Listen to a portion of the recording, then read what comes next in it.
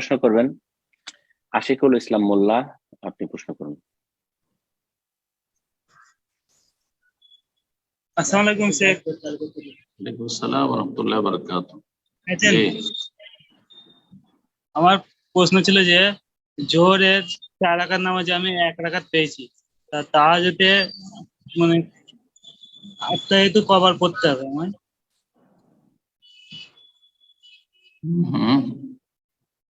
জোহরের নামাজে 4 রাকাতের মধ্যে 1 রাকাত পেয়েছি আমি, তা তাহাজ্জুদে বসে তাহাজ্জুদ আঙুলে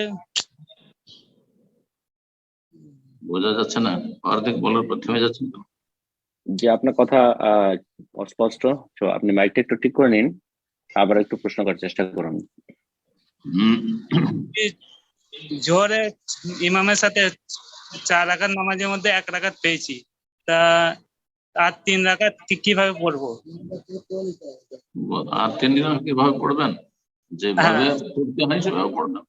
1 রাকাত পেয়েছেন সেটা আপনার প্রথম রাকাত, আসল বোঝার হচ্ছে যে আপনি যেই সালাতগুলি পেলেন রাকাতগুলি সেগুলি আপনার প্রথম, এটা হচ্ছে ঠিক। তাহলে 1 রাকাত পেয়েছেন, ইমামের চতুর্থ রাকাত আপনার প্রথম রাকাত, ব্যাস, তাহলে ঝামেলা শেষ। আপনার যখন প্রথম হয়েছে তাহলে আর আরেক রাকাত মিলাবেন, তারপরে তাশাহুদে বসবেন। দ্বিতীয় রাকাত যেটা হইলো আপনি পড়লেন, আর একটা রাকাত যেহেতু পেয়েছেন সেই রাকাতে সূরা ফাতিহার সাথে আরেকটি সূরা বা কিছু আয়াত পড়বেন।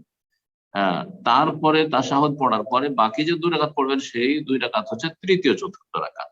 এইভাবে ফামা আদরাকতুম ফাসাল্লু ওয়া মা ফাতাকুম ফাতিমু, যেটুকু পেলে সেটুকু পড়ো আর বাকিটা তোমরা পুরা করো, কাজা না। কাজা না, কাজা শব্দ যে হাদিস এসছে আর আরেক হাদিসে আতিম্মা এসছে, সেটাকে তামামের অর্থে নিতে হবে, মানে আপনি কাজা করছেন না, বরং আপনি যেটা পেয়েছেন সেটা আপনার প্রথম, আর বাকিটা আপনি নিজে পুরা করছেন, সম্পূর্ণ করছেন। ইনশাআল্লাহ প্রশ্ন করবেন আব্দুর রাকিব, আপনি প্রশ্ন করুন। আসসালামু আলাইকুম।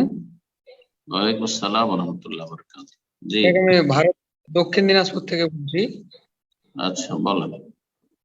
শেখ, আমার 2টা প্রশ্ন ছিল। আমাদের যে জাতীয় সঙ্গীত, মানে বিভিন্ন শিক্ষা প্রতিষ্ঠানে আমাদের জাতীয় সঙ্গীতকে মানে গাওয়া বা গাইতে বলা হয়, তো এটা কি মুসলিম উম্মার জন্য জায়েজ? কোনো নাজায়েজ হারাম কথা যদি থাকে কোনো কিছুতেই, যে কিছুতেই হোক না কেন, আর সেটা বলতে যদি বাধ্য করা হয় তাহলে তখন জায়েজ।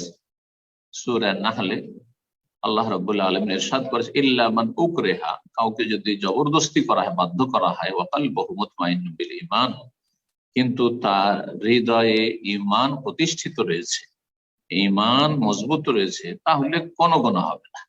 আল্লাহ ছাড়া অন্যকে যদি সেজদাও করে দেয়, কারণ নিরুপায়, জান বাঁচবে না, তাহলে জায়েজ, কোনো অসুবিধা নেই, কোনো অসুবিধা নেই।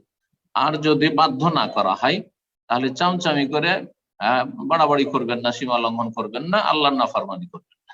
যে কারো সান্নিধ্য লাভের জন্য, দুনিয়ার তুচ্ছ স্বার্থ হাসিলের জন্য আমাদের এগুলো বাধ্য করা হয়নি।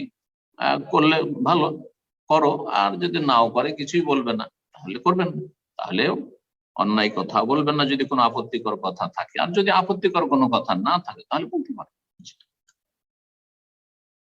ومن أحسن قولا ممن دعا إلى الله وعمل صالحا وقال إنني من المسلمين।